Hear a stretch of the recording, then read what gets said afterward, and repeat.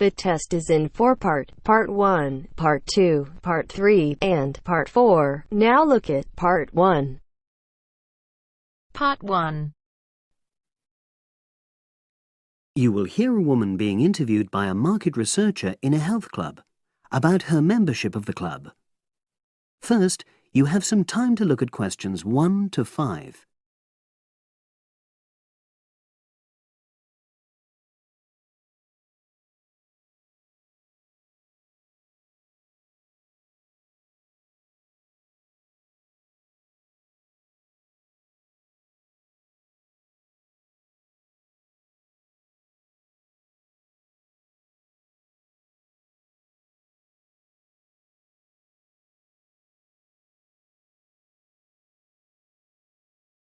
You should answer the questions as you listen, because you will not hear the recording a second time. Listen carefully and answer questions 1 to 5. Oh, excuse me. I wonder if you'd have the time to take part in some market research. What's it about? About this club and your experiences and opinions about being a member. It'll take less than 5 minutes. Oh, OK then, as long as it's quick. Can I start by taking your name? It's Selina Thompson. Is that Thompson? Yes. Okay, great. Thanks. And what do you do for a living? Well, I'm an accountant, but I'm between jobs at the moment. I understand. But that's the job I'll put down on the form. And would you mind my asking which age group you fall into? Below 30, 31 to 50, and above? Over 50, I think we can safely say. Great, thanks. And which type of membership do you have? Sorry, I'm not sure what you mean. Do you mean how long? No, is it a single-person membership? Oh, right, no, it's a family membership. Thanks. And how long have you been a member? Ooh, let me see. I was certainly here 5 years ago, and it was probably 2 to 3 years more than that. Shall I put down 8? Oh, I remember now. It's 9, definitely. Sorry. No problem. I've got that. And the last question in this first part is, what brought you to the club? Sorry? How did you find out about the club?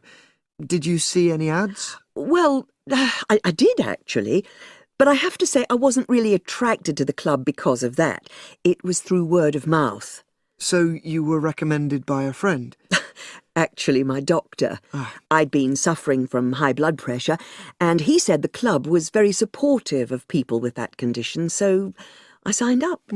Great, thanks.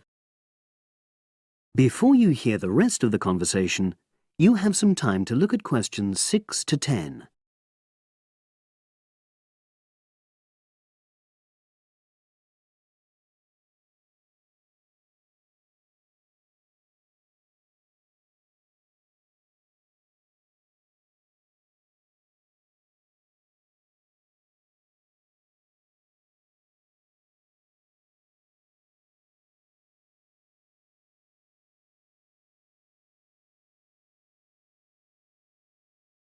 Now listen and answer questions 6 to 10. Now, for the second part of the form, I want to ask a bit more about your experience of the club. Sure. How often would you say you use the club? It varies enormously, depending on how busy I am. Of course. But on average, per month? I'd say it averages out at twice a week. OK, so 8 on average. Yeah, and 4 of those are aqua aerobics classes. That leads me to the next question. Would you say the swimming pool is the facility you make most use of? Fair to say that, yep. Right, thanks. And are there any facilities you don't use? One area I realise I've never used is the tennis courts. And there's one simple reason for that. You don't play tennis? Actually, I'm not bad at it. Oh. It's that I'm not happy having to pay extra for that privilege. Oh, right. I've made a note of that. thanks. Now, in the last section, are there any suggestions or recommendations you have for improvements to the club? Only about health and fitness? Anything at all? Well, I'd like to see more social events. Oh. It isn't just a question of getting together for games or classes, but other things, you know. Yes, sure.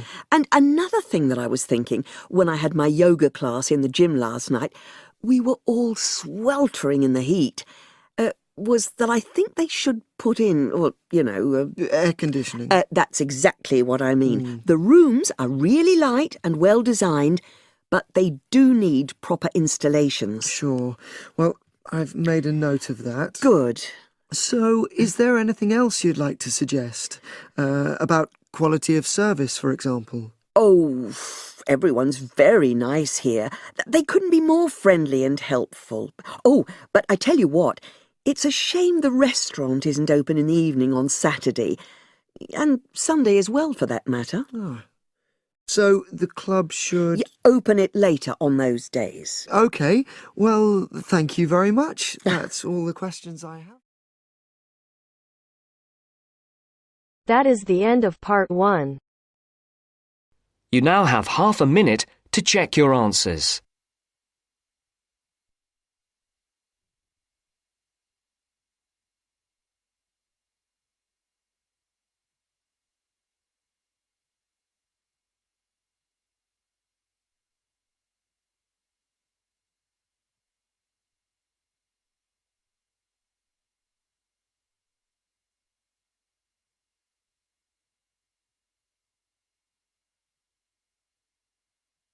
Now turns to part 2. Part 2. You will hear a salesman giving information to house owners about an alarm system. First, you have some time to look at questions 11 to 16.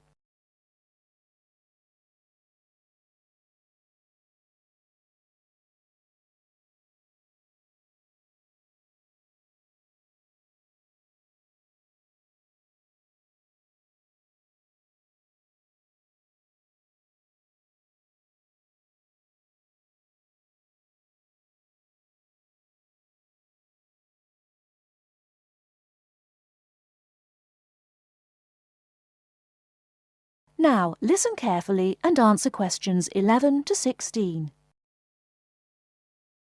Thank you for inviting me to your residence meeting. My name is Martin Pugh from Safe Cell Alarms. I'm going to explain a little bit about home security, and I hope you'll all feel a bit better informed, and perhaps that you will even purchase one of the alarms we sell. It is all too easy these days for people to break into our homes. Did you know that 25% of all burglaries are committed by burglars breaking and entering via the back door? Even though it is locked, it is still relatively easy for someone to gain entry. And there are parts of our house that we think are not vulnerable because they look inaccessible. But they're not. So, if you're trying to protect your home, you should make sure the top floor is covered by that protection, not just the ground floor. We believe that the only way to secure your property is by having an alarm fitted. Just having the alarm on the outside can put burglars off, and we also recommend that you warn them about the alarm. To do this, we suggest you stick a sign in the front window of the house so it can be seen clearly. This alone should be enough to dissuade a burglar before they start. Now, our company has a range of alarms on offer, and I brought several along for you to see tonight. But let me just explain a few things about them. First of all of our alarms are highly visible. They're colored red, and on the underneath, there's a blue light, which you can see whether they are switched on or not. This acts as a deterrent to burglars who can see it as an active alarm system. Like most systems, our alarms are very sensitive, so you do need to look after them. You may be surprised to hear that a cat can often slink around unnoticed under the infrared beams, but a spider crawling across them will set them off. Also, our system is a little different from some. Most companies offer an option that connects their alarms to the police station. All our alarms have an automatic link to our company office. This means we can deal with a situation promptly and can sort out any alarms that have gone off by mistake. Before you hear the rest of the talk, you have some time to look at questions 17 to 20.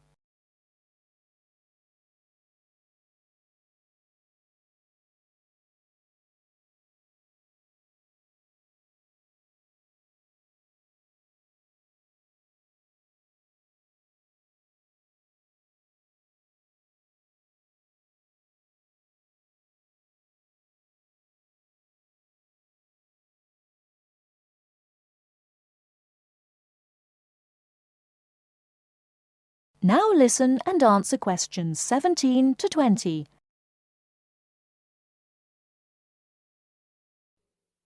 Okay, let me tell you about the installation of our alarms. Later on, I'll show you some house plans and diagrams of how the alarms operate, but you don't have to worry about them being intrusive, as we normally put them in hallways rather than individual rooms. The diagrams show you how the beams work to cover the whole house in this way. Oh, one small thing while I remember is don't leave your security code in your house. A lot of people keep it in the kitchen or their study, but we suggest you leave it with a neighbor so that if there is a break-in, the burglars can switch the system off. Now, regarding the practical aspects of installation, I know that many of you are out all day, and I'm afraid we don't install the alarms at weekends. But we do offer a service where we can fit the alarm system in the evenings for you. But we do charge a little bit extra for that. Finally, we do offer a range of systems, so I suggest you look at the leaflets on our prices. And please don't be put off from investing in a more sophisticated system to protect your home, as we do allow you to set up a monthly payment if it's too much in one go.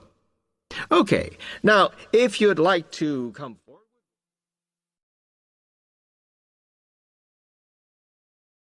That is the end of part 2. You now have half a minute to check your answers.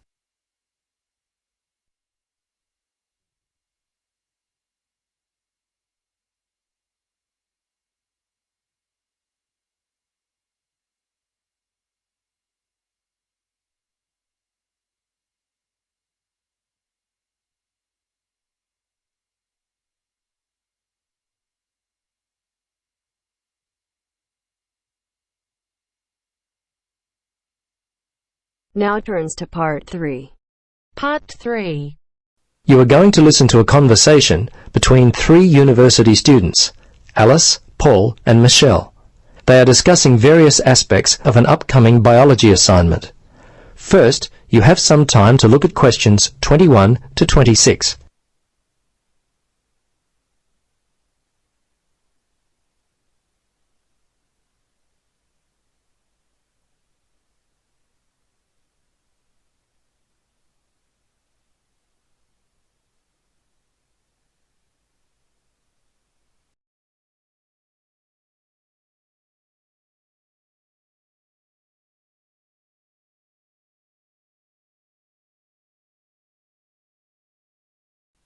Now listen and answer questions 21 to 26. Hello, Paul. Hi, Alice. Hi, Michelle. Hi, Paul. Where are you going with all those books? Well, I'm preparing for my marine studies paper. Really? What are you doing your paper on? I haven't even started mine. Well, since I've always been interested in communication, I wanted to take a closer look at how aquatic animals communicate. Communicates? Really, Paul? You think that's interesting? Well, yes, Alice. Actually, it's been much more interesting than I had expected it would be. I'm finding the information fascinating. I bet you'd be surprised at some of the things I've learned. Yeah, like what? Well, much of the world is covered by water, but it wasn't really until the first third of the 20th century that people even began to explore the depths of the ocean. Prior to its exploration, scientists just thought of it as a completely silent world. Of course, today we know it is full of sounds. Such as? Well, all kinds of living things in the ocean, from prawns to whales, call back and forth to each other. How do we know that prawns talk to one another? Good question. The answer is we listen to them. How scientists do it is through a special device called the hydrophone. Now, what a hydrophone does is convert the sound energy into electrical energy. It's a very clever device. Kind of like a water telephone? Well, yes. Quite like that, except the communication is only one way. Sounds more like spying on animals to me. Well, I suppose it is to a certain degree.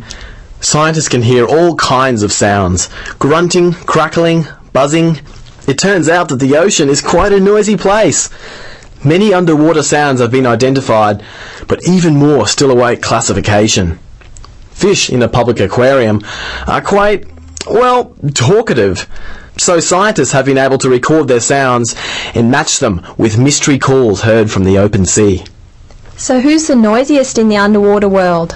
I'll bet it's the dolphin. You're right, the dolphin is noisy, but by far the most widespread and persistent noisemakers are the smaller animals living in the sea. Not fish, but an animal that lives on the sea floor and grows no more than about 5 centimetres. Here, have a look at this table I've started. Ah, I see. The snapping shrimp is the noisiest sea creature. This is interesting. It makes its sharp snapping sound with its enlarged claw, which also functions like a water pistol. Yes, I was reading millions of these animals just offshore have been known to frighten people walking along the beach in Japan. And this is interesting. It says here that seahorses in an aquarium made such a loud noise that people could hear them from across the room. These little creatures are amazing. Before you listen to the rest of the conversation, you have some time to look at questions 27 to 30.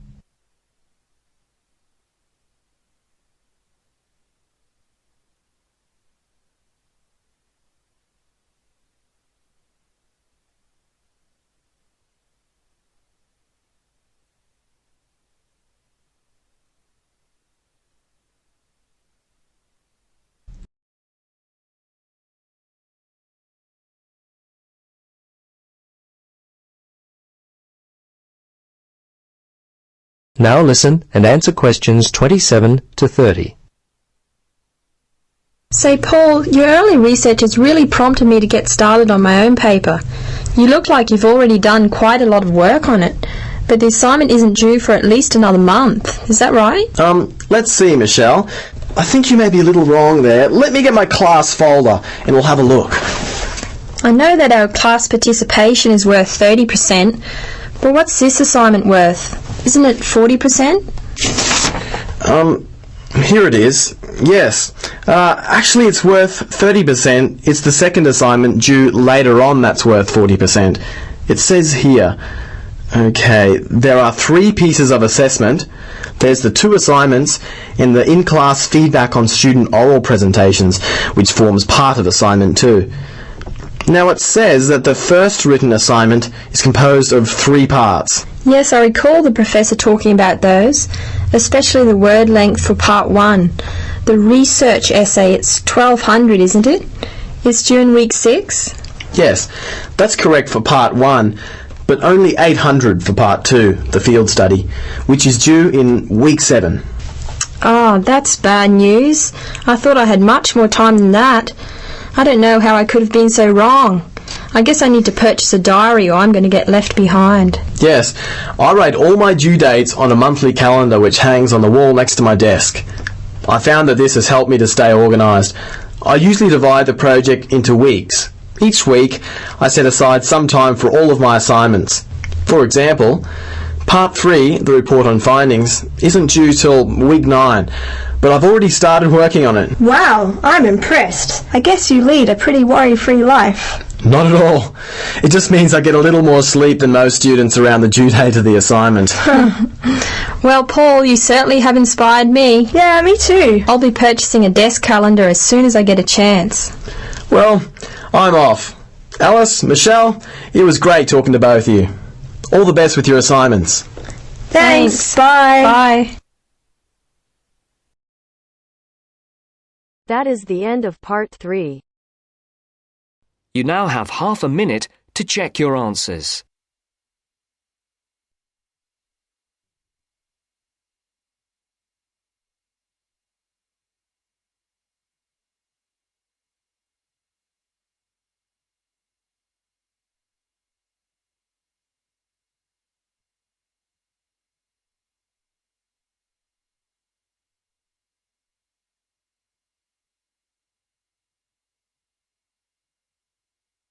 Now turns to part 4. Part 4. You will hear a part of a lecture about learning and bilingualism. First, you have some time to look at questions 31 to 40 on pages 44 and 45.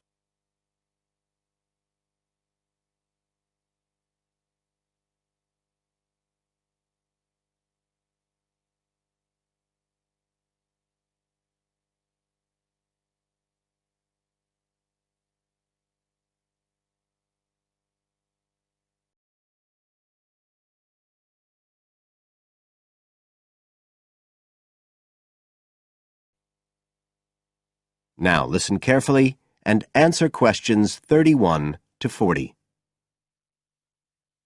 When we look at theories of education and learning, we see a constant shifting of views as established theories are questioned and refined or even replaced, and we can see this very clearly in the way that attitudes towards bilingualism have changed.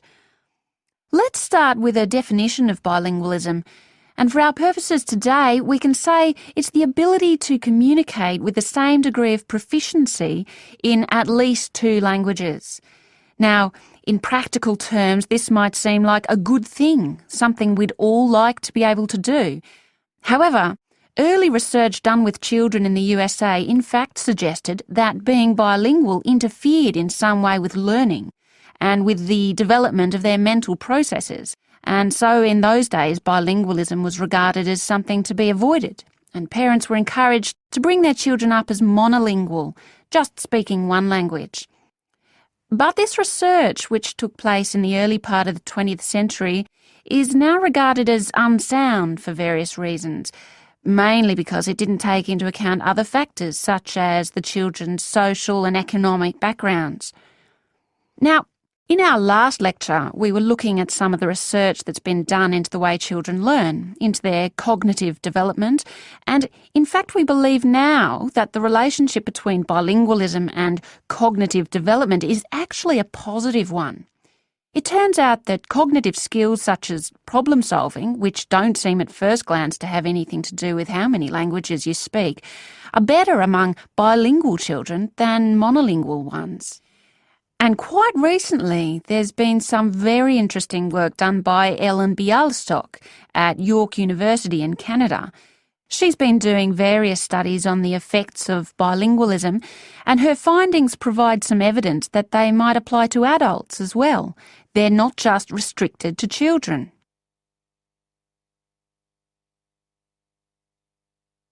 So how do you go about investigating something like this? Well, Dr. Bialystok used groups of monolingual and bilingual subjects aged from 30 right up to 88.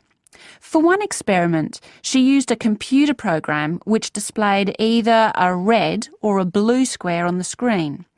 The coloured square could come up on either the left-hand or the right-hand side of the screen. If the square was blue, the subject had to press the left Shift key on the keyboard, and if the square was red, they had to press the right Shift key. So they didn't have to react at all to the actual position of the square on the screen, just to the colour they saw. And she measured the subject's reaction times by recording how long it took them to press the Shift key and how often they got it right. What she was particularly interested in was whether it took the subject longer to react when a square lit up on one side of the screen, say the left, and the subject had to press the shift key on the right-hand side. She'd expected that it would take more processing time than if a square lit up on the left and the candidates had to press a left key. This was because of a phenomenon known as the Simon effect, where basically the brain gets a bit confused because of conflicting demands being made on it. In this case, seeing something on the right and having to react on the left. And this causes a person's reaction times to slow down. The results of the experiment showed that the bilingual subjects responded more quickly than the monolingual ones. That was true both when the squares were on the correct side of the screen, so to speak, and even more so when they were not. So, bilingual people were better able to deal with the Simon effect than the monolingual ones. So, what's the explanation for this? Well, the result of the experiment suggests that bilingual people are better at ignoring information which is irrelevant to the task in hand and just concentrating on what's important. One suggestion given by Dr. Bialystok was that it might be because someone who speaks two languages can suppress the activity of parts of the brain when it isn't needed. In particular, the part that processes whichever language isn't being used at that particular time. Well, she then went on to investigate that with a second experiment. But again, the bilingual group performed better. And what was particularly interesting, and this is, I think, why the experiments have received so much publicity, is that in all cases, the performance gap between monolinguals and bilinguals actually increased with age, which suggests that bilingualism protects the mind against decline. So, in some way, the lifelong experience of managing two languages may prevent some of the negative effects of ageing. So that's a very different story from the early research.